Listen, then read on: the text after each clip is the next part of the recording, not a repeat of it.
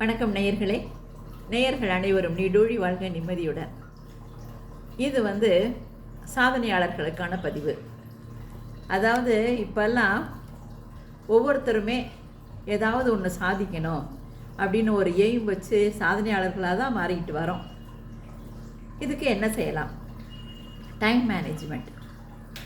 பொதுவாக காலை 10லிருந்து மாலை 6 வரைக்கும் நமக்கு எப்படியும் அலுவலக வேலை இந்த மாதிரி இருக்குது.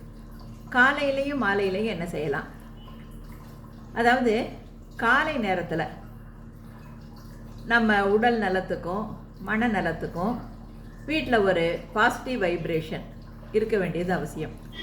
அதுக்கு காலையில் எந்திரிச்ச உடனே விளக்கேற்றி வைங்க. விளக்கேற்றிட்டு இறை வழிபாடு, தியானம் இதுக்கெல்லாம் ஒதுக்கலாம். இறை வழிபாட்டுக்காக ஒரு குறைஞ்சது ஒரு 20 நிமிஷமும், தியானத்துக்காக ஒரு 20 நிமிஷமும் ஒதுக்கணும். அதாவது சில பேர் சில சாமி பாடல்களை காலையில் சொல்கிறத வழக்கமாக வச்சுருப்பாங்க.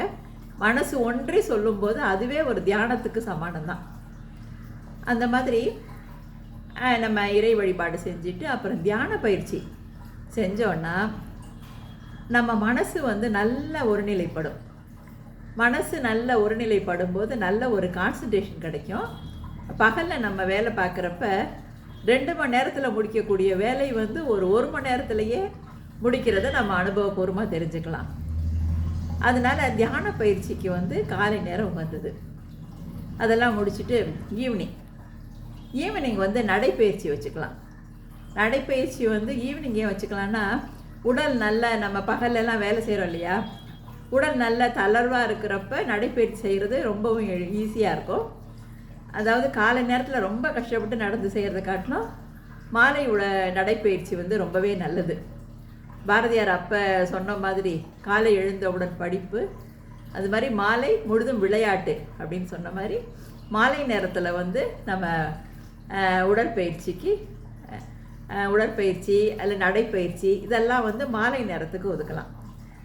இந்த மாதிரி மாலை நேரத்தில் நல்லா நடைப்பயிற்சி செஞ்சோன்னா நைட்டும் நல்ல ஒரு தூக்கம் வரும்.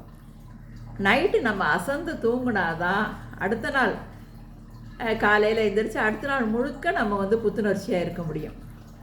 அதே மாதிரி இரவு உணவையும் ஒரு 7 மணிக்குள்ளே முடிச்சிடுறது நல்லது. வயிறு நல்ல காலியாக இருந்ததுன்னா நல்ல ஒரு நிம்மதியான ஒரு உறக்கம் இருக்கும்.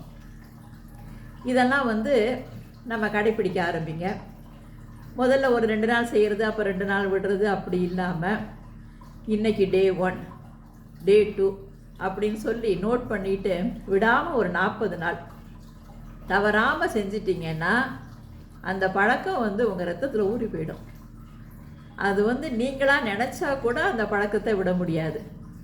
அதனால் நாளையிலேருந்தே ஆரம்பிச்சிருங்க இந்த மாதிரி செய்கிறத. இதனால் உங்கள் உடல் நலம் மனநலம் எல்லாம் நல்லாயிருக்கும். நீங்கள் நினச்சபடி நீங்கள் என்ன மாதிரி நினைக்கிறீங்களோ அதுக்கு இறை அருளும் துணை நிற்க நீங்கள் நிச்சயமாக சாதனை படியில் ஏறி வெற்றி கொடி நாட்டலாம். All the best. வாழ்த்துக்கள்.